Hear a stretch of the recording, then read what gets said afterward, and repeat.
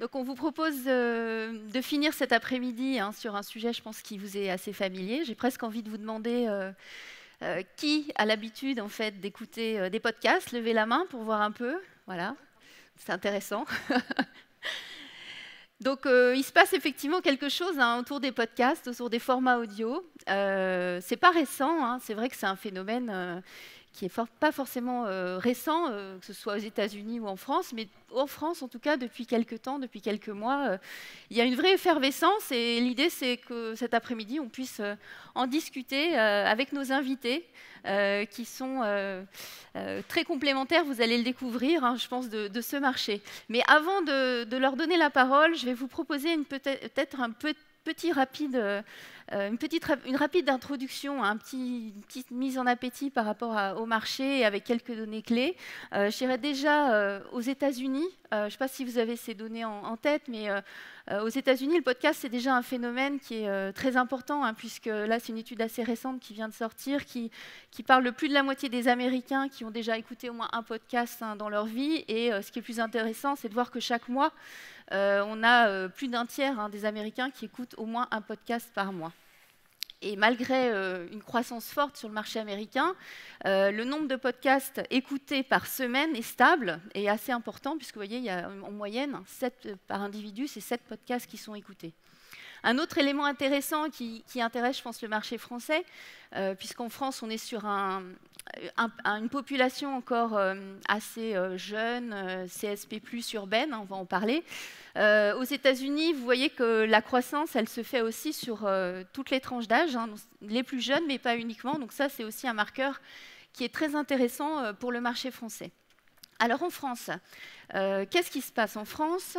Ce qu'on peut voir, alors là, je remercie Médiamétrie et aussi Radio France qui nous ont fourni ces chiffres. On voit que les podcasts aujourd'hui, dans une offre audio globale, l'audio aujourd'hui, vous voyez, c'est assez important. À la fois, on parle évidemment de streaming, d'écoute audio différée. Quand on parle du podcast aujourd'hui, c'est quasiment 4% de l'écoute globale audio. Vous allez me dire, c'est peut-être pas beaucoup, mais en fait, c'est en forte hausse. Et c'est aussi ces marqueurs qui sont importants. Je préciserai aussi que quand on parle de podcast, on va parler de radio, à la fois de tout ce qui est radio différé, le replay de la radio, mais aussi du podcast natif. Donc c'est de ce dont on va aussi beaucoup parler aujourd'hui, puisque c'est aussi une tendance forte du marché. Un autre élément intéressant, c'est de voir effectivement qu'un quart des internautes aujourd'hui en France, déjà un quart, écoutent au moins un podcast par mois. Vous voyez, il y a déjà ces habitudes qui sont assez ancrées et la salle, tout à l'heure, vous nous avez bien confirmé. Du côté de l'offre, il y a cette effervescence, donc on s'est amusé, entre guillemets, à référencer, regarder un petit peu aujourd'hui en France qui existe en fait, qui produit du podcast. Alors évidemment, on a un univers qui est plus ancien, qui est l'univers aussi des créateurs indépendants, et puis des radios, des acteurs de la radio qui se sont tout de suite lancés dans tout ce qui est radio différé, le replay de la radio, et qui de plus en plus se lancent dans le podcast natif. Du côté des acteurs médias, on voit qu'il y a un engouement très fort là, depuis un an avec d'autres marques qui ne sont pas forcément des marques radio, mais des marques soit audiovisuelles ou autres marques, des marques de presse notamment, qui se mettent elles aussi à produire des podcasts. Et donc ça, on va en parler notamment avec Édouard Reis-Carona qui travaille au groupe Ouest France. Les plateformes, évidemment, sont très implantées sur cet univers, et donc ce sera aussi un des sujets, donc, avec les grands Google, Apple, Deezer, Spotify, mais d'autres entrants, dont Magellan, qui s'est lancé il y a 2 jours, donc on en parlera aussi. Un élément intéressant lié à la monétisation, c'est les marques. Donc vous voyez en bas tout l'univers, toutes ces marques qui commencent aussi à s'intéresser à ce sujet, à elles-mêmes produire des podcasts ou alors en faire produire. Donc sujet du brand content. Et puis, pour accompagner tout ça, des studios de production. Alors, des studios de production qui vont avoir leur offre de podcasts natifs, des binge audio, nouvelles écoutes. Hier, on a entendu La Toile sur écoute aussi au Web Today. Et puis, qui, de plus en plus aussi, vont produire en marque blanche pour le compte de marques d'annonceurs et des agences qui vont être conseils et accompagner toute cette écosystème en effervescence. Voilà, c'était une première introduction. L'idée, c'est de vous montrer un petit peu à grands traits les enjeux, avec là en chair et en os justement 3 acteurs très différents, puisqu'on a à la fois donc un média de presse quotidienne régionale qui aujourd'hui a décidé de se lancer dans les podcasts, une plateforme, Deezer, qui elle aussi a une vraie stratégie et vous allez nous l'expliquer, et puis un nouvel entrant, Magellan, vous êtes lancé avant-hier. Donc voilà pour ce panel, j'ajouterais que malheureusement, on devait aussi avoir Radio France, qui est un des leaders aujourd'hui, je dirais, dans l'écoute des podcasts. Donc malheureusement, ils n'ont pas pu être là ce soir, mais Radio France, c'est aussi un acteur très important. Donc, je commencerai peut-être sur le petit tour de table avec donc Marianne Levavasseur. Donc, vous êtes directrice de la régie publicitaire de Deezer France et International. Est-ce que vous pouvez déjà nous parler, je dirais, de la stratégie des podcasts chez Deezer? Enfin, quelle est la stratégie? Est-ce que c'est ancien d'ailleurs? Oui, bonjour. Oui, donc du coup, je m'occupe de la monétisation de l'audience gratuite, puisque Deezer s'est lancé en 2007, et vous le savez, avec une offre qui était 100% gratuite. En 2009, on a lancé une offre payante, et c'est vrai que maintenant, comme le rappelait Édouard, peu avant la conférence, on est presque plus connu sur la partie payante, mais néanmoins, on a toujours une grosse fenêtre gratuite monétisée par de la publicité. À ce titre, on est une plateforme donc avant tout de streaming de musique. Et on a eu un catalogue assez important de titres de musique, plus de 50 millions aujourd'hui. On a décidé de se lancer et de s'ouvrir au podcast en 2016, avec notamment peut-être une triple stratégie, on peut dire, qui a été de se dire qu'on allait s'ouvrir à l'audio parlé, comme on dit en France, ou au talk, pour pouvoir générer encore plus d'appétence pour notre offre gratuite et payante, puisque vous savez, le web, finalement, au début, c'était un site web, c'était uniquement sur desktop, on a eu une application assez rapidement. Aujourd'hui, les usages sont massivement sur mobile. À ce titre, c'est important, vous l'avez tous certainement vu, les applications, on en a un certain nombre, parfois on est obligé d'en sortir un certain nombre pour pouvoir télécharger la dernière application, notamment Magellan par exemple, et se dire, bon voilà, donc du coup on a un espace à gérer, se dire que c'était quand même pas mal de trouver sur une application telle que Deezer, tout le contenu audio et tout le contenu musical qu'on souhaite écouter. C'est à ce titre qu'on a décidé, en 2016, de commencer à négocier avec un certain nombre de radios hertziennes, notamment Radio France, Radio Nova, assez rapidement dès septembre 2016, pour pouvoir intégrer leur live, pour pouvoir intégrer leur replay. Et aussi, de notre côté, la troisième brique de cette stratégie d'ouverture au podcast, au talk, c'était de pouvoir créer nous-mêmes des podcasts natifs, qu'on appelle, nous, les créations originales. Et du coup, on appelle ça les Deezer Originals.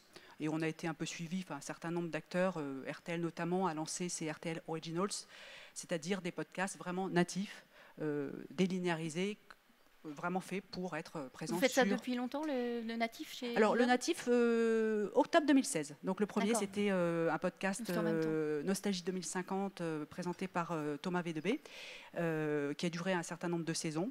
Et donc, on a ça dure un certain nombre de saisons, mais on en a 5, 6, 7, 8, suivant les moments. Voilà.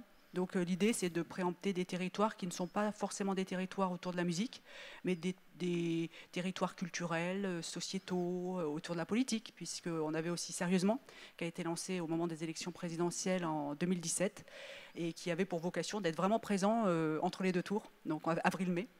C'était la première saison, et puis donc c'était très politique, et puis on avait fait évoluer ce podcast vers quelque chose d'un petit peu plus sociétal, culturel, et finalement il a duré 3 saisons. Et on l'a lancé avec un renouveau des speakers début d'automne 2018. Voilà, donc pas mal de podcasts originaux, mais vraiment cette volonté d'être très présent et de pouvoir offrir ça en plus de la musique à nos abonnés gratuits et payants. Et aujourd'hui, c'est un inventaire de combien de podcasts environ? C'est 30 000 podcasts environ.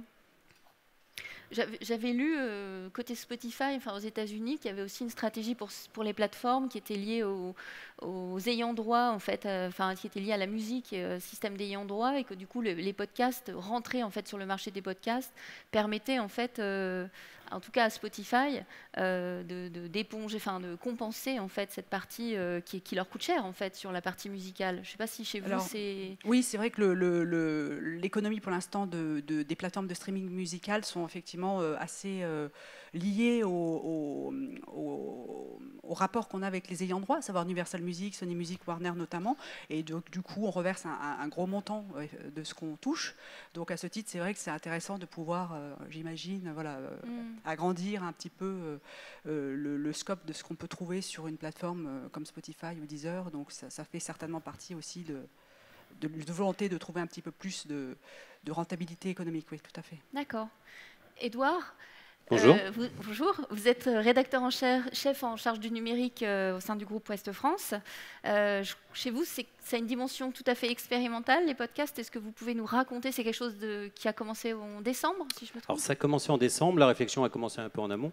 Ouest France est effectivement un média, ce n'est pas un producteur de podcasts natifs, naturellement, mais c'est une entreprise de presse qui a vocation à distribuer de l'information. Et quelle que soit l'époque, cette distribution de l'information s'adapte à l'époque. Donc, quand à la sortie de la guerre, il a fallu informer les gens sur un territoire, le journal papier était ce qu'il y avait de plus pertinent pour poser cette information. Et au fur et à mesure de l'évolution des sociétés, de nouveaux usages sont apparus. Donc il y a eu la vidéo, il y a eu le journalisme de données à travers le data journalisme. Je pourrais citer aussi l'infographie, la photo, le visuel. Et aujourd'hui, effectivement, on a vu réapparaître ce format de audio. Le podcast existait au début des années 2000, pas sous cette forme-là, mais on voit aujourd'hui que cette capacité à s'informer par la voix est devenue quelque chose d'assez prégnant, notamment chez les plus jeunes. Donc une entreprise de presse dont le métier est de produire et de distribuer de l'information se devait au moins d'explorer ce nouveau champ pour voir s'il y avait et de l'usage et de l'appétit. Ce qu'on peut dire après quelques mois de pratique, c'est la réponse est oui. Il y a de l'usage et il y a de l'appétit. Donc après, on parlera des questions de combien ça coûte et combien ça rapporte. Ça, c'est un autre débat. Mais on est dans une phase effectivement d'expérimentation de l'usage et de voir les comportements qu'ont ces consommateurs de podcasts vis-à-vis de contenus qui peuvent être des contenus très magazines, mais aussi des contenus autour de l'actualité. Donc notre boulot, c'est de faire en sorte de proposer une offre qui corresponde aux médias que nous sommes. Il ne s'agit pas de recréer quelque chose qui serait contraire à ce qu'est un journal comme Ouest France. Donc en gros, on a construit un écosystème de podcasts qui intègre différentes verticales. Il y a d'abord nos contenus à nous, qui sont produits par nos rédactions, mais il y a aussi les contenus de notre groupe, parce que le groupe Ouest France a dans son giron 3 radios, Radio Cristal, It West et la troisième m'échappe, Océane, qui sont 3 radios qui effectivement sont des radios plutôt musicales, mais qui proposent des émissions en podcast, qui sont des émissions en replay. Et notre volonté était d'accueillir aussi ces contenus-là sur la plateforme ouestfrance.fr, qui est le carrefour d'audience de la marque, puisqu'aujourd'hui, ouestfrance.fr fait 91 millions de visites. Donc on avait la possibilité d'exposer ces contenus, groupes, et d'amener finalement une verticale audio sur cet espace-là. Donc aujourd'hui, on est en construction d'une offre, alors qui s'accélère, hein, puisque l'avantage, c'est que ça crée de l'appétit chez les auditeurs, mais aussi en interne, puisqu'on a la chance d'avoir une rédaction de 500 journalistes, dont beaucoup ont été formés radio. Donc ils retrouvent un peu leurs premiers amours avec ces formats-là, mais toujours en souhaitant faire quelque chose qui vienne compléter l'offre éditoriale déjà disponible. Finalement, c'est prolonger l'expérience Ouest France en format audio, quoi. C'est permettre à des gens qui ne sont pas en proximité ou en friction avec la marque Ouest France de pouvoir découvrir Ouest France par un autre canal qu'est l'audio. Vient s'ajouter à ça les assistants vocaux, puisque nous on inscrit notre projet podcast dans un projet audio global. Le podcast n'est qu'une partie de ce qu'on produit. Il y a ce qu'on appelle l'audio entrant et l'audio sortant. Et qu'effectivement, on doit aussi proposer de l'information à destination des assistants vocaux, on doit proposer de l'information sur tous les supports disponibles, et qu'aujourd'hui, ce travail de la voix est quelque chose que les groupes de presse doivent intégrer. Et vous proposez aussi à des créateurs de podcasts de venir sur votre plateforme? Alors ça, c'est la démarche globale de la plateforme westfrance.fr, qui est une plateforme entre guillemets ouverte. C'est un écosystème où on accueille déjà des sites de partenaires labellisés qui viennent finalement profiter de cet écosystème pour donner un peu plus de puissance et de visibilité à leur site. Et effectivement, sur la partie audio, on a voulu proposer la même chose. C'est-à-dire que si des producteurs de contenu qui sont un peu isolés, qui n'arrivent pas à trouver de l'audience, trouvent un terrain d'entente avec nous sur le plan éditorial, je dis bien que c'est un partenariat éditorial, c'est-à-dire que c'est des contenus qui nous intéressent, nous, pour enrichir l'offre, on peut les accueillir effectivement dans le mur des podcasts de West France. D'accord.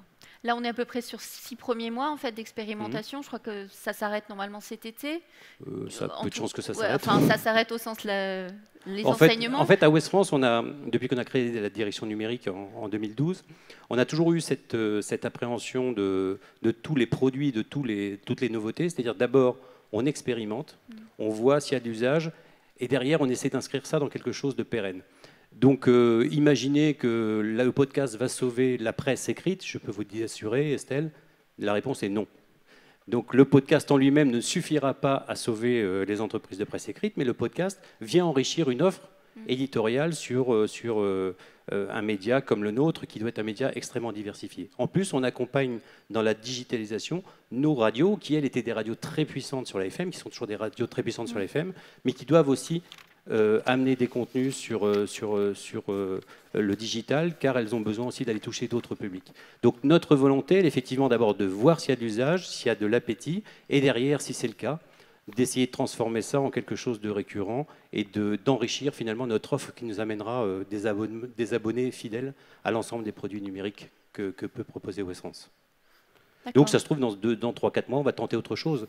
Mais ce qui est sûr, c'est que le podcast et le marché du podcast est quelque chose de très intéressant pour les rédactions de presse écrite. C'est ça qui est particulier et qui est un peu nouveau. D'accord.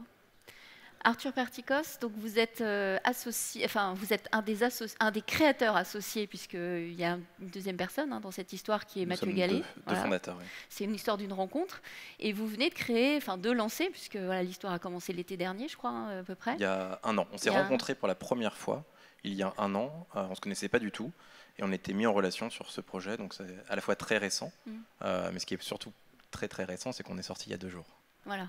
Donc, et vous voulez révolutionner, en tout cas révolutionner l'offre, la façon de consommer les podcasts. Sous-entendrait qu'on n'est pas d'accord avec la manière dont ça se passe aujourd'hui, ce qui n'est pas du tout le cas. On pense que le podcast, et plus précisément l'audio narratif, puisque Magellan n'est pas une application seulement de podcast, c'est une application qui vise à réunir l'intégralité des contenus audio narratifs qu'on écoute, donc de manière asynchrone, c'est-à-dire qu'on ne fait pas de direct, on ne fait pas de live, mais en même temps on ne fait pas de musique, c'est vraiment que du parler.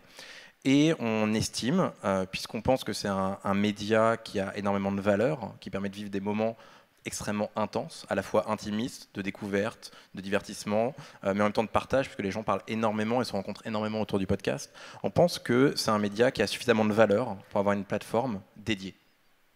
Notre point de vue, c'est que, au même titre que Deezer permet sur la musique de vivre une expérience qui est différente de YouTube sur la musique, et d'ailleurs on voit bien que quand YouTube tente d'aller sur la musique, comme Deezer, ils n'arrivent pas forcément à le faire de la même manière, on pense que le podcast et l'audio narratif méritent justement une plateforme dédiée.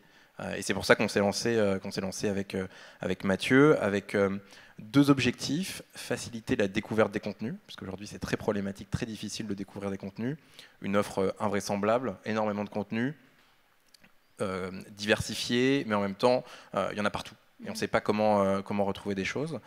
Ce qui est dingue, quand on est face à 200 000 contenus, mais on ne sait pas où trouver des nouveaux contenus, ce qui est assez incroyable. Et en même temps, des créateurs, quels qu'ils soient, on a une vision du créateur qui est assez horizontale, puisque Deezer est un créateur de contenu, West France est un créateur de contenu, une personne indépendante peut être un créateur, Radio France est un autre créateur, et TF1 en est encore un autre. À un même niveau, mais les marques aussi peuvent l'être d'ailleurs, on estime qu'ils méritent tous une plateforme sur laquelle on peut les découvrir et leur fournir derrière la donnée permettant de vendre de la publicité et de vivre mieux de leur création, et aussi éventuellement vendre directement des podcasts, si je puis dire, via un abonnement, qui est notre abonnement Magellan Plus. D'accord. Est-ce qu'on peut rentrer un peu en détail autour de l'offre, justement, ses particularités? Parce que là, on aperçoit d'ailleurs quelques... Oui, vous avez aperçu quelques screenshots, quelques éléments. Bon, ce que vous voyez probablement, c'est que nous, on a essayé d'investir énormément dans le design parce qu'on pense que la découverte des contenus, si les contenus sont dans des éléments visuels qui ne sont pas extrêmement simples et attirants, on a du mal à s'y retrouver. L'offre, elle est simple, ça regroupe l'intégralité des flux RSS publics disponibles. Donc ça va faire 200 000 émissions, 15 millions d'épisodes. Bon, ça change chaque jour, ça évolue, il y a des nouveautés en permanence, on en met, on en retire, etc. en fonction de ce qui est disponible ou pas disponible. Disponible donc sur une application qui est 100% gratuite, qui permet de découvrir des choses par l'éditorialisation, qui permet de découvrir des choses par l'algorithmie, et on investit énormément dans l'intelligence artificielle et l'algorithmie pour adapter des recommandations personnalisées à chacun en fonction des habitudes d'écoute, bien sûr de la recherche, des thématiques qu'on a essayé de recréer pour qu'elles soient le plus fines possible et qu'on puisse enfin découvrir des contenus sans que tout soit agrégé sous une énorme thématique sport et loisirs qui intègre tellement de choses qu'on n'arrive pas vraiment à savoir pourquoi on cliquerait dessus. Et enfin, une offre Magellan Plus qui sont que des contenus payants et qui sont soit des contenus exclusifs, soit des contenus qui n'existent pas de manière gratuite ailleurs. Et sur cette offre Magellan Plus, n'importe quel créateur, comme Magellan a ses propres studios qui permettent de créer des contenus, n'importe quel créateur peut mettre des contenus sur cette partie-ci de la plateforme et bénéficier d'un prorata en fonction des écoutes sur les 4,99 € de l'abonnement, pour justement pouvoir créer de manière différente et monétiser de manière différente ces contenus. Sur la partie gratuite, je le précise pour les créateurs qui sont peut-être dans la salle, on ne change absolument rien des flux qui sont fournis de manière publique. On ne modifie pas les descriptions, on ne modifie pas les visuels, ni évidemment les liens qui permettraient de renvoyer vers l'extérieur. Et surtout, on ne retire pas les pubs et on n'en ajoute pas. Ce qui permet vraiment de dire... Vous mettez vos contenus et vous pouvez en vivre. On est simplement une fenêtre d'exposition, un espace d'exposition supplémentaire. Et on pense que, puisqu'il y a autour de 4-5 millions d'auditeurs de podcasts, il y a encore 40 millions de personnes à conquérir. Et on espère que Magellan va permettre de conquérir ces personnes-ci. Et c'est surtout ça notre rôle, c'est d'aller chercher les personnes qui n'en écoutent pas et leur faire découvrir des nouveaux contenus pour augmenter les communautés de chacun des créateurs, quels qu'ils soient. Et au-delà des 40 millions, dès le lancement, en tout cas, vous annoncez vous lancer dans 50 pays en 15 langues.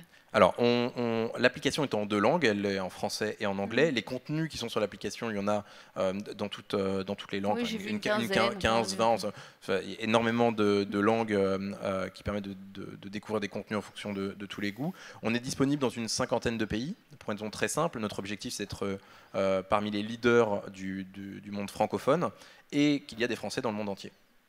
Et forcément, si on veut capter les Français qui vivent en Afrique ou les locuteurs de langue française en Afrique, en Asie, aux États-Unis, en Colombie, je ne sais où dans le monde, il faut qu'on soit disponible partout.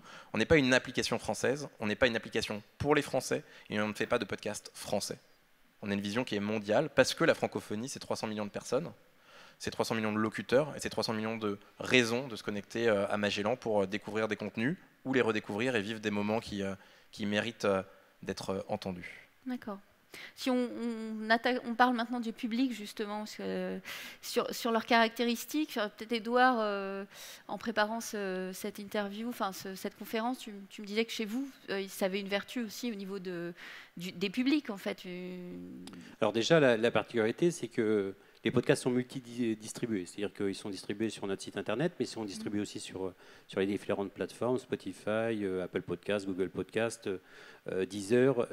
Et donc en fait, on touche effectivement des nouveaux publics, des publics qui ne sont pas forcément en friction avec notre marque, mais qui viennent sur un contenu spécifique parce que ce contenu-là les intéresse. Donc ça veut dire qu'on va aller chercher effectivement, on va aller capter des gens plus jeunes, des gens qui sont intéressés par cette forme de narration de l'information. Donc pour nous, c'est tout bénéfice. C'est-à-dire que le public jeune à capter est difficile pour des entreprises de presse. Là, on voit bien que, et c'est ça qui nous intéressait le plus, nous, dans l'évaluation, c'était de savoir combien de temps ils étaient prêts à passer à écouter ces programmes-là. Et quand vous avez des taux de complétion qui sont extrêmement puissants, là, vous vous dites, il y a de l'intérêt et il y a de l'appétit. Comme tu disais, il y a l'intérêt et il y a le côté très intime du produit. C'est-à-dire que vous êtes seul avec votre programme que vous avez choisi. Et si vous l'avez choisi, c'est qu'il vous intéresse et donc vous passez du temps. Et si vous passez du temps, c'est que le contenu était de qualité. Donc nous, en fait, ce qu'on cherche à faire, c'est de travailler toutes ces datas. de faire en sorte qu'on puisse avoir l'offre la plus pertinente possible et ne pas aller vouloir noyer de propositions comme on a pu le faire notamment au début avec la vidéo dans la presse. On a créé énormément de contenu, il y avait un inventaire incroyable de vidéos et là on y retrouvait finalement plus ces petits parce qu'il y avait des vidéos qui des fois avaient de la vraie valeur et des fois c'était juste des vidéos de témoignages qui n'avaient parfois pas beaucoup de sens. Donc là c'est différent, on est vraiment sur une éditorialisation du contenu et que cette éditorialisation-là, c'est simplement d'amener une valeur ajoutée qui n'était pas disponible sous ce format-là. Donc, effectivement, ça touche des nouveaux publics, c'est intéressant pour les régies, qui voient qu'il y a de l'appétit, qu'il y a du temps d'écoute, qu'il y a de l'attention. Donc tout ça, c'est intéressant et on verra tout à l'heure. La difficulté maintenant, c'est de mesurer tout ça, et de mesurer et de certifier tout ça. Une fois que vous aurez mesuré et certifié tout ça, ça sera beaucoup plus facile pour les régies. Oui, la question de l'engagement, elle est très importante. Je regardais un chiffre, justement, Médiamétrie annonce qu'à peu près 80% des podcasts téléchargés sont écoutés. Donc c'est un marqueur fort. Et pour revenir, tu parlais de taux de complétion, donc pour expliquer, c'est justement si les podcasts sont écoutés jusqu'au bout ou pas. C'est-à-dire que si vous avez un podcast où les gens, il y a un taux de complétion de 80%, c'est-à-dire que les gens ont écouté pratiquement 80% en moyenne du podcast, sur des podcasts qui peuvent durer 45 minutes, 1 heure, vous imaginez ce que ça représente en valeur éditoriale et en valeur publicitaire. Là, on est sur un média particulièrement intéressant parce que l'attention est forte, ce qui aujourd'hui est oui, sur un média en plus qui va avoir un marché qui va ne cesser de croître sur le plan de l'usage, puisque les appareils connectés ne cessent de monter en puissance, mais la voiture connectée, demain, c'est sans doute le podcast, ça sera sans doute, à mon avis, quelque chose de presque indispensable dans votre voiture, parce que vous choisissez votre programme. Vous pouvez choisir la durée du programme en fonction de votre durée de trajet. Et vous avez 1 heure de voiture, vous choisissez un programme d'1 heure. Et que ça, en plus, ça vous enlève la publicité, c'est téléchargé, déjà, vous pouvez même avoir le pré-téléchargement. Donc voilà, c'est quelques avantages qui peuvent faire craindre aux médias traditionnels comme la radio sur la bande FM de perdre une partie du marché de la consommation d'audio en voiture, mais pour d'autres acteurs du podcast, c'est quelque chose qui peut être extrêmement excitant. Donc voilà, il y a quelque chose qui est en train de... le titre de la table de ronde, c'est l'effervescence des podcasts. On sent cette effervescence. Mais ce n'est pas des milliers de dollars qui tombent dans les caisses. Hein. On sent une effervescence pour quelque chose. Et quand il y a de l'appétit pour consommer une forme d'information, c'est plutôt intéressant pour des entreprises de presse. Ouais, j'ai justement envie de parler assez vite de la monétisation, parce que c'est un sujet quand même clé. Est-ce que c'est quelque chose, Marianne, justement chez Deezer, quelque chose déjà les podcasts, que c'est facile à vendre aux marques ? Oui, alors les podcasts, c'est vrai que quand on parle de monétisation des podcasts, il y a plusieurs sujets. Le premier sujet auquel on pense vraiment rapidement, c'est ce qu'a évoqué Arthur tout à l'heure, c'est vraiment le pré-roll ou le thread, c'est-à-dire la publicité, le message publicitaire qui va peut-être être porté par l'animateur, l'animatrice en début d'épisode. À ce titre, cet annonceur va se retrouver effectivement à l'écoute sur Magellan, sur Deezer ou sur d'autres plateformes. Donc c'est vrai que pour, je sais pas moi, Les couilles sur la table, par exemple, podcast de Binge Audio qui se retrouvera effectivement possiblement à l'écoute sur Deezer ou Magellan, il y aura bien entendu ce format publicitaire qui rapportera de l'argent pour le studio de production Binge Audio et non pas pour les plateformes qui l'hébergent. Donc ça, c'est un peu la première chose que tout le monde a vu assez rapidement. Ça reste quand même quelque chose qui est un peu à l'instar de ce que nous on a sur la plateforme de streaming musical depuis maintenant 2009, à savoir de l'audio digital, de la publicité audio, tous les 3 tracks. Nous, effectivement, qu'on ait des gens qui écoutent des podcasts ou des titres de musique, c'est pareil, c'est-à-dire que quand vous êtes sur la fenêtre gratuite, vous avez un spot de pub et un seul spot de pub de 30 secondes, tous les 3 titres ou morceaux ou tous les podcasts. Donc ça, c'est la première chose.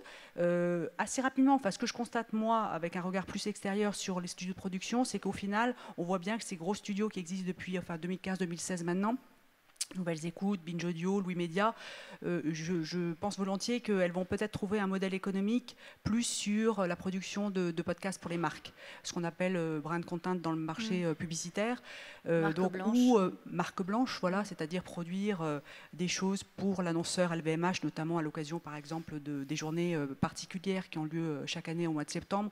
Donc Binge Audio a créé et produit Confidence particulière, donc un podcast vraiment de marque avec un journaliste avec vraiment une voix, un ton. Donc ça, c'est une chose sur laquelle les studios de production vont pouvoir aller pour monétiser et pour justement trouver une rentabilité. Et après, nous, côté, on va dire, plateforme de diffusion gratuite, côté Deezer, moi, côté régie, qu'est-ce que je vois? Je vois beaucoup d'appétence des marques, de ces mêmes marques, pour venir nous voir et nous dire, bon, c'est bien de produire un contenu de qualité, mais faut-il qu'il soit encore consommé et puis qu'il soit repéré. Parce que là, on a vraiment le même problème qu'un contenu éditorial fait par Ouest France ou par Les Échos, ou encore par Le Parisien tout récemment. C'est générer de l'attention sur un contenu audio dans un monde qui est quand même de plus en plus, où on est de plus en plus sollicité, chargé. Donc, c'est trouver la personne qui va bien vouloir apporter un petit peu d'attention à ce contenu. Et du coup, on vient nous voir vraiment pour éditorialiser et monétiser, médiatiser et faire... donner de la visibilité. Voilà, donner de la visibilité. Alors, la médiatisation chez nous, côté gratuit, elle passe par plusieurs formats. Un format assez classique digital, c'est-à-dire le display, voilà, des bannières, des formats événementiels sur le site web ou sur notre application, des formats audio, bien entendu, pour susciter l'intérêt.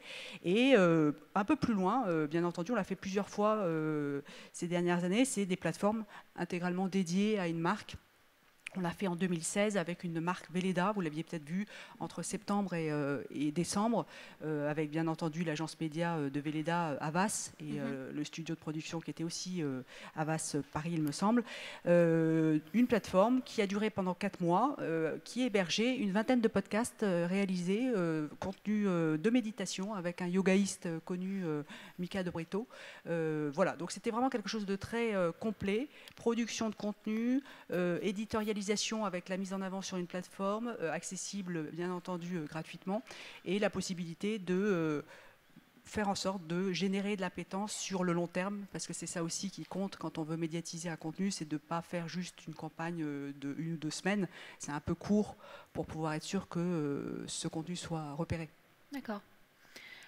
Chez Magellan, Arthur, vous avez fait le choix justement de pas de publicité, enfin, c'est-à-dire une partie gratuite et après un espace premium sans publicité. Comment vous envisagez toute la partie On s'est évidemment posé beaucoup de questions. Il y a beaucoup de désavantages à être une jeune boîte, mais il y a aussi beaucoup d'avantages. L'avantage, c'est qu'on peut tout faire et qu'on peut tout créer tel qu'on imagine qu'il faut le faire, et on peut aussi tout modifier s'il faut le faire. Et quand on s'est posé la question de la meilleure manière de monétiser les contenus, face à nous, il n'y a pas eu 36 000 choix. Soit on mettait de la publicité par-dessus, soit on mettait de la publicité par-dessus et on peut dire à des gens, pour la retirer, il faut payer. Soit on se disait, on ne met pas de publicité et on va essayer de créer une offre optionnelle qui va attirer des contenus, des créateurs, mais dont on va pouvoir faire partie, qui méritent que les gens payent pour y avoir accès. Et on a choisi cette troisième voie. Cette troisième voie, c'est celle dans laquelle les créateurs, qu'ils soient indépendants, studio, radio, télé, n'importe qui veut faire de l'audio narratif, peut mettre sur Magellan des contenus et bénéficier de la publicité qu'il sera capable de vendre par lui-même, par les agences, par des intermédiaires, par n'importe qui. Si on avait dû mettre de la publicité par-dessus, ça aurait fait double ou triple publicité, ça aurait été extrêmement complexe, lourd, fastidieux, pénible pour les auditeurs, et on pense que ce n'est pas du tout le chemin qu'il faut emprunter. Donc on a décidé de rendre complètement libre la partie gratuite et de simplement laisser la publicité des créateurs, ce qui est une évidence absolue, et de faciliter cette mise en avant. Et sur notre partie payante, l'objectif c'est de susciter le désir chez certains auditeurs qui vont pouvoir tester notre partie payante. Il y a une semaine offerte qui s'adapte beaucoup mieux à la particularité du podcast. Un mois, ça aurait été beaucoup trop long. Et donc, ça permet de tester des contenus et de voir si justement ça vaut le coup ou non de rester abonné sur Magellan Plus, sachant que vraiment 99,99999% de l'expérience est gratuite et que rien ne force à payer à un moment donné. On peut simplement utiliser Magellan parce qu'on estime que c'est la meilleure plateforme, la plus pratique, la plus simple, la plus agréable pour écouter des contenus qui existent et quels que soient les créateurs. Et on n'a aucun problème avec évidemment le fait d'accueillir sur notre plateforme des publicités qui ramènent vers d'autres d'autres plateformes. Là-dessus, les créateurs sont assez libres, finalement. Complètement libres, évidemment. Et s'il doit y avoir de la publicité pour Audible, Spotify, Deezer, mais même Sibel, Echo ou Toutac ou toute autre plateforme d'écoute, il n'y a aucun problème pour ça, évidemment, c'est logique. Et on accueille les contenus, par exemple, de Deezer, qui sont brandés Deezer, on touche à rien, ça donne de la visibilité à la marque Deezer. Et si ça permet d'attirer vers la plateforme Deezer, tant mieux. D'accord. Puisque on considère qu'on est un complément et que le podcast mérite d'avoir une plateforme dédiée, et on va jusqu'à mettre en avant des contenus. Et moi, j'ai aucun problème à ce que sur la home, un contenu Deezer gratuit finisse par être mis en avant, et que la première chose qu'on voit sur Magellan, ce soit un contenu Deezer ou Ouest France ou n'importe qui. Aucun problème avec ça. D'accord. Il y a aussi quelque chose qui est un peu commun aussi avec Ouest France, je trouve, c'est le travail que vous voulez faire avec les créateurs aussi. C'est-à-dire, chez Ouest France, vous avez cette possibilité d'accueillir sur la plateforme des productions de créateurs, mais aussi, côté monétisation, peut-être de les aider avec votre régie, donc de leur donner de la visibilité et derrière de les aider aussi à monétiser. Alors on en est un peu loin parce qu'avant C'est le début, mais c'est avant d'amener un potentiel à la régie, il faut quand même créer un gros volume. Et c'est le problème de tous ces créateurs de contenu, c'est qu'il y a des trucs assez incroyables en matière de podcast. C'est des trucs, moi j'en découvre tous les jours, c'est des trucs assez incroyables avec des gens qui ont un talent mais de dingue et qui sont très peu écoutés parce que le monde du podcast est ainsi fait, c'est une espèce d'océan où on a du mal à retrouver ces petits. Donc nous, ce qu'on peut les aider, c'est un peu comme Magellan, c'est d'avoir un peu de visibilité pour leur permettre finalement de se faire connaître. Après, charge à eux, s'ils veulent trouver un sponsor, etc., j'allais dire, c'est leur liberté. Nous, ce qui nous intéresse, c'est l'échange éditorial, c'est-à-dire d'amener du contenu à valeur ajoutée qu'on n'aurait pas forcément imaginé, et puis qu'on trouve ça intéressant d'avoir ça dans notre offre. Donc, on va vraiment aller chercher le contenu avant d'aller ouvrir la plateforme un peu à tout le monde. C'est pas du tout le but.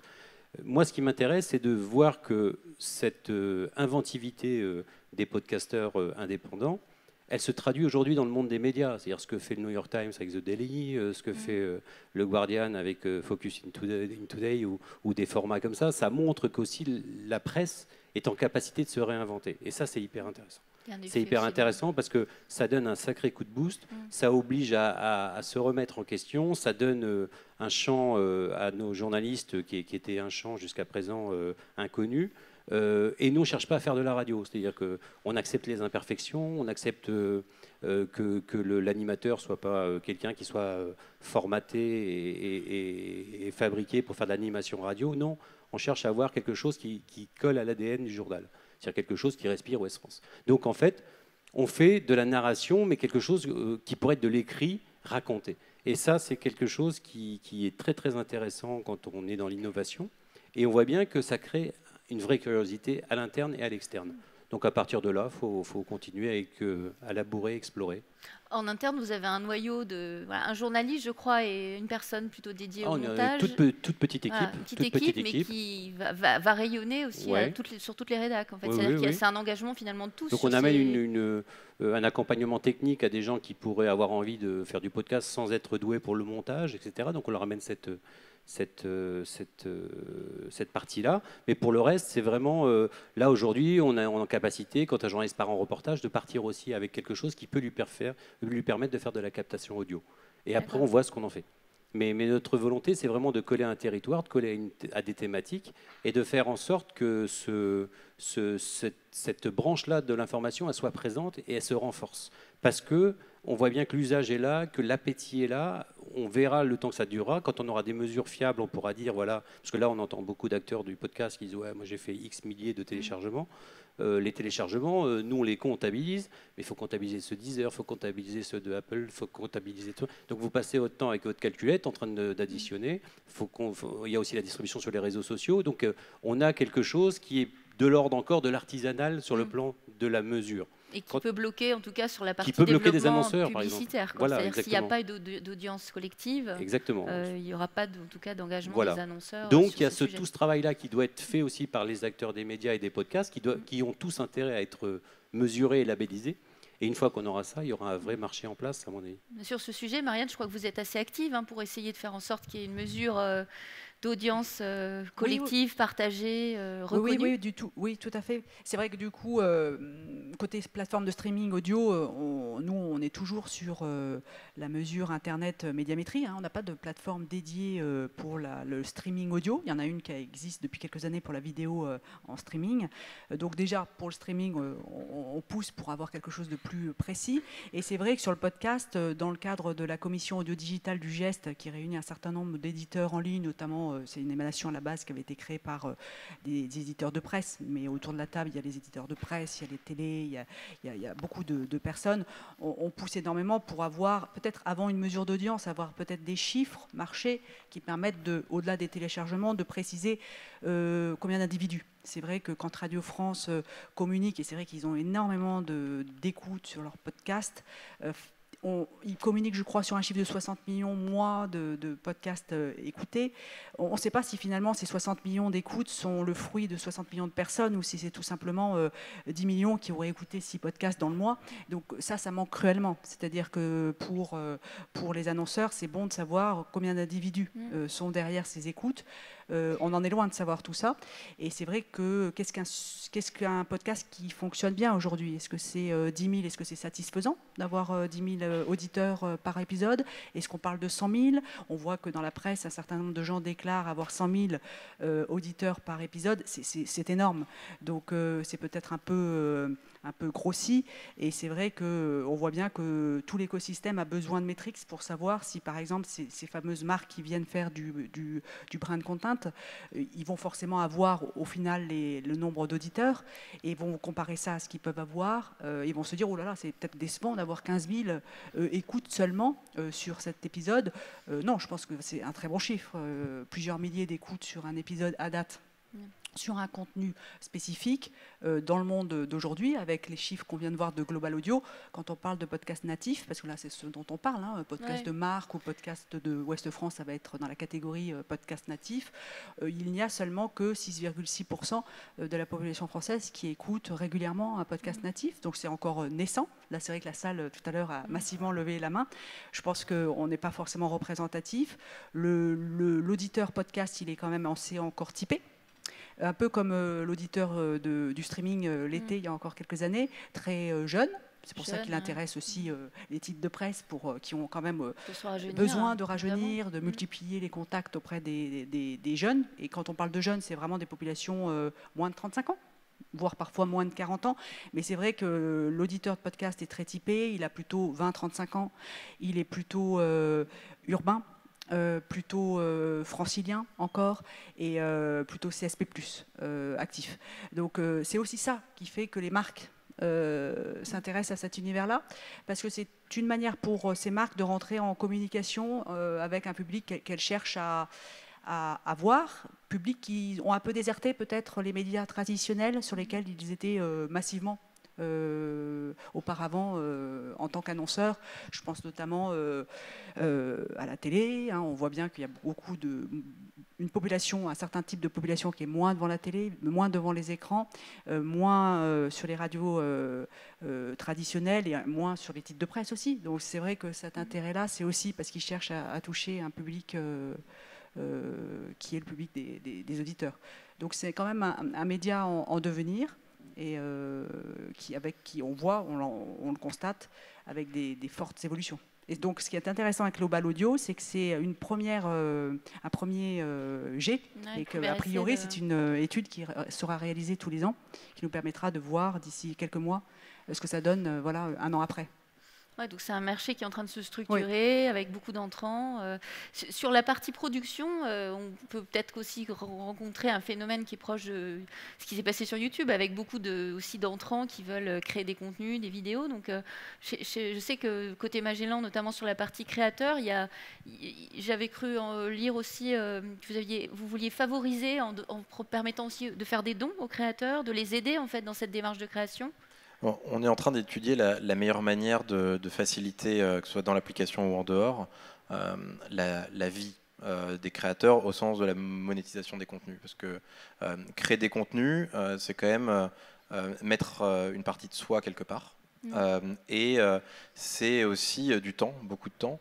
Et il faut à un moment pouvoir en vivre si on en a envie. Alors nous, notre vision chez Magellan, elle est très simple, c'est tout le monde n'est pas censé vivre du podcast. C'est un choix. Tout le monde peut en tout cas avoir l'envie, s'il le souhaite, d'en vivre. Et à partir du moment où les gens ont envie d'en vivre, la question est de savoir comment. Et mis à part la publicité, quand on est un créateur indépendant, un studio ou de la radio, je ne sais pas trop comment on peut en vivre. Alors on a bien sûr des Patreon qui permettent d'avoir une communauté et de l'activer, mais ça reste encore à la marge. C'est-à-dire que quand on regarde les Patreon des créateurs français indépendants, ça ne permet pas de nourrir toute une entreprise derrière pour avoir beaucoup de personnes qui travaillent dessus. Donc l'idée, c'est de faciliter pour les créateurs l'accès à des sources de revenus. Nous, notre vision, elle est assez proche de ce qu'on a pu dire jusqu'à présent, c'est il faut régler le problème de la donnée. Aujourd'hui, il y a des marques qui ont envie d'investir dans la publicité sur le podcast parce que, bon, déjà c'est dans l'air du temps, mais surtout parce que qui aujourd'hui peut se targuer d'avoir 30 minutes d'écoute d'une personne et 30 minutes de temps d'une personne, et en plus avec cette proximité, ce côté intime, c'est extrêmement difficile. Et effectivement, je suis assez d'accord, 15 000 écoutes aujourd'hui, c'est un très beau résultat, et c'est 15 000 écoutes qui durent 30 minutes. C'est quand même assez incroyable en termes de temps, par rapport à 1 million de visiteurs uniques sur un site, où en fait, qui a vraiment vu la publicité, bon, on n'en sait rien. Et c'est pour ça d'ailleurs que le coût pour 1000, donc la valeur de 1000 écoutes, de podcast est largement supérieure à la valeur de 1000 passages d'un visiteur unique sur un site web. Et donc, il faut nous, et c'est notre engagement, qu'on donne la donnée aux créateurs pour faciliter le fait de pouvoir, améliorer les contenus pour savoir ce qui va, ce qui ne va pas, où est-ce que les gens arrêtent, pourquoi, comment ça fonctionne. Et vous voyez sur un des écrans notre mécanisme avec des émotions qui permettent pour les créateurs derrière de savoir à quel moment les gens ont ri, pleuré, sont partis, ont fait des bouts, des feux, enfin bon, diverses émotions, et on en rajoutera. Et ça, c'est le premier point, améliorer les contenus, savoir ce qu'il faut créer. Qu'est-ce que mes auditeurs écoutent en dehors de m'écouter? Intéressant pour savoir quand on veut créer une deuxième, une troisième émission, orienter quand on est Ouest France des créateurs indépendants qui viennent demander de l'aide ou des journalistes qui ont envie de se lancer. Qu'est-ce que je dois faire? Qu'est-ce que je peux faire? Qu'est-ce qui marche? Quelle est ma part de marché sur une catégorie? Chez nous, on a une catégorie que vous pouvez voir qui s'appelle cuisine. Okay, je suis un créateur, je fais des contenus sur la cuisine. J'ai 15 000 écoutes. Mais 15 000 écoutes, ça veut dire quoi? Est-ce que c'est 1% du marché des gens qui écoutent sur Magellan des contenus de cuisine, ou est-ce que c'est 25%? Et tant qu'on n'a pas cet élément, cette clé, on ne peut même pas savoir si 15 000 c'est énorme ou pas, ce qui est très problématique. Et enfin, la donnée, c'est ce qui permettra aux créateurs de donner le change aux marques pour bénéficier de la publicité sur du long terme. Aujourd'hui, il y a trop de budgets marketing qui vont dans le podcast, qui sont ce qu'on appelle des queues de budget. Donc une fois que tous les médias ont été balisés à coup de budget marketing, il reste un petit peu, et en général c'est ce qu'on met sur le podcast. C'est en train de changer, et pour que ça change, il faut qu'il y ait une meilleure lisibilité sur les données, puisque les marques ont besoin de savoir qui elles touchent, pourquoi, comment, lorsqu'elles mettent X milliers ou centaines de milliers ou millions d'euros sur un marché. Et c'est ça qui, à notre sens, bloque aujourd'hui le marché de la publicité sur le podcast et le contenu narratif. Et on va y aller de plus en plus, et Magellan est un des acteurs, mais de plus en plus la donnée va devoir être accessible pour les créateurs. Et pour travailler cette dimension un peu communautaire, je dirais, en lien avec les créateurs, je crois qu'il y a quelqu'un d'ailleurs chez vous qui est dédié en fait à ça, c'est-à-dire le lien avec les créateurs. Aujourd'hui, vous êtes déjà 25, hein, c'est ça dans le... Oui, on est 25 dans l'entreprise. Aujourd'hui, le coût d'entrée pour créer une application est largement supérieur à ce que ça pouvait être il y a quelques années. Et le niveau de jeu est particulièrement élevé. D'ailleurs, on le voit, on est sorti il y a 48 heures. On a encore énormément de choses à régler pour que l'application soit optimale. On bénéficie d'énormément de retours sur Twitter et partout autour de Magellan. Il y a quelque chose qui se passe, des avis positifs, des avis négatifs. On écoute tout le monde et on essaye de voir comment on peut améliorer l'ensemble.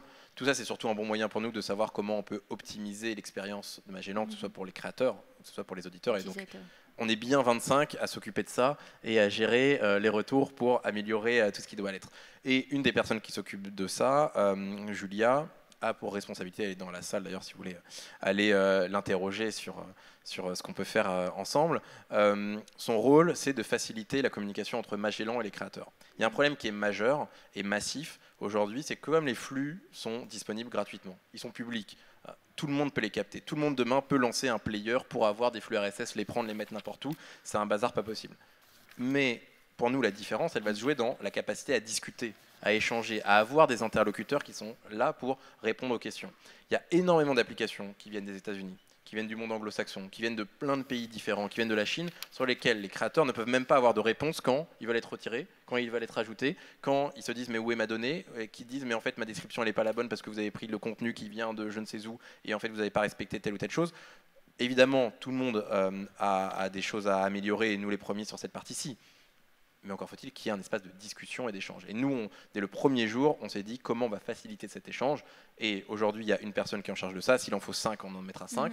Et derrière, la facilité de discussion permettra aux créateurs de comprendre quel est le rôle de Magellan et comment on peut travailler ensemble pour, puisque c'est notre objectif à la fin, attirer le maximum d'auditeurs. Et c'est l'objectif des 3 entreprises qu'on représente, des 4 avec Radio France qui n'a pas pu être avec nous aujourd'hui. Notre objectif, c'est quand même d'avoir des auditeurs qui vont permettre derrière d'écouter de la musique et de payer de la musique quand même au bout d'un moment, d'être de nouveaux lecteurs de Ouest France, d'être des utilisateurs de Magellan, d'être des auditeurs de Radio France. Et c'est comme ça qu'on pourra tous ensemble, à la fin, créer quelque chose qui a de la valeur. Parce qu'à la fin, créateurs et plateformes n'ont qu'un seul et même métier, c'est de satisfaire des auditeurs.